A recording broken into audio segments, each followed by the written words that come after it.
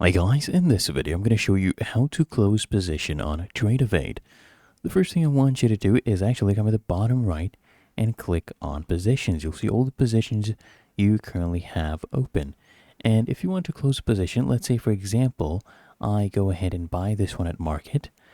So once you have this right here, as you can see, I have a long position set up, 5 quantity.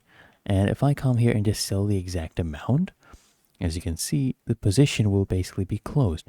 The other way to go about this is you just go ahead and right click on it, and come here, click on trade, and then here you can just go ahead and sell that exact quantity. So if I come here and sell 5 of those, as you can see right there, the position will basically go ahead and close. And another way is to just exit the position. You just right click here, click on exit at market, there you go, and we have closed that position. That is how to close position on Tradovate.